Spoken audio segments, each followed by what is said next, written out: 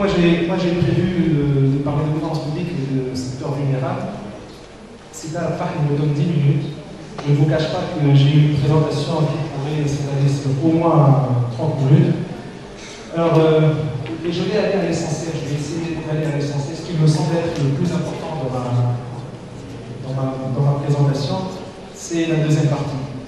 Il me semble que lutter contre la corruption passe par une définition la plus fouillée, la plus précise de ce qu'on entend par la corruption. Sinon, on peut très bien se tromper et se tromper énormément. Vous savez, si on part d'une mauvaise définition, ensuite on peut dire la corruption, c'est une forme de perversion du contrat social. C'est une définition très large.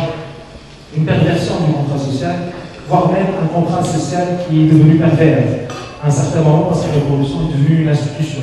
Les relations entre l'individu, la société, l'État, les relations que l'individu a avec lui-même sont perverties.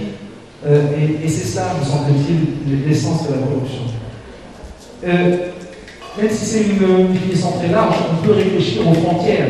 Il y a des frontières de la corruption, parce que la corruption c'est un phénomène complexe, paradoxal. Je ne vais pas trop m'attarder parce que, encore une fois, il me semble la réflexion sur ce qu'on entend par corruption est déterminante pour les politiques de lutte contre la corruption. On ne peut pas faire l'impasse, faire comme si la définition va de soi. La corruption, ce n'est pas les pots de vin uniquement. Et il y a des frontières, je vais passer très rapidement. Il y a des frontières liées à la croissance, à la démocratie, comme vous le savez. Plusieurs pays se sont démocratisés et ont vu la corruption augmenter.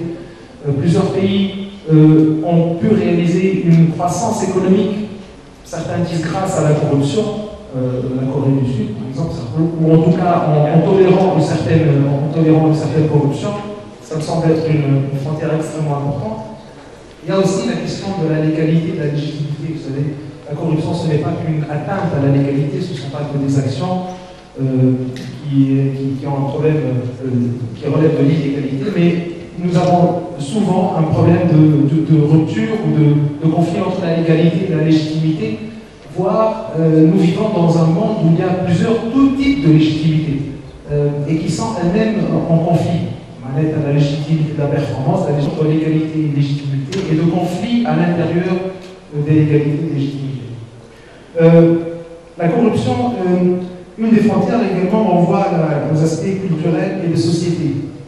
Nous sommes en train de nous moderniser, entre guillemets, nous passons de solidarité au sens, les sociologues le savent très bien, de solidarité mécanique et de solidarité plus organique, et probablement que si aujourd'hui on voit plus la corruption au sens monétaire, c'est parce que la corruption monétaire est en train de remplacer une certaine forme de corruption, entre guillemets, sociale qui relevait des solidarités mécaniques.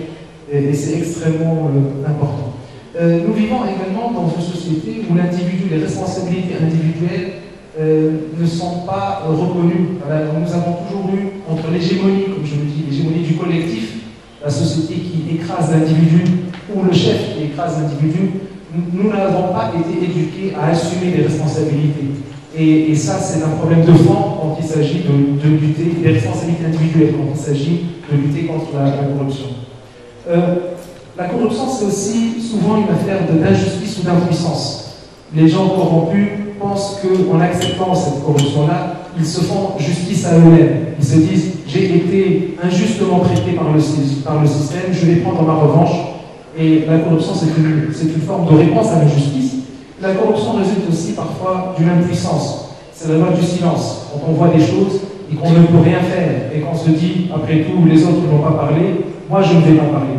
Donc, est-ce qu'il s'agit de lutter contre la corruption ou est-ce qu'il s'agit de lutter contre l'injustice? Ce n'est pas exactement la même chose, ou contre l'impuissance ressentie par les individus. Ce n'est pas exactement la même chose, et je pense que lutter contre la corruption en oubliant qu'au fond il s'agit d'injustice et d'impuissance, c'est se tromper de cible. Je parlais d'éthique. Là, on parle beaucoup de conflits d'intérêts, mais on oublie que la corruption résulte aussi de conflits de valeurs.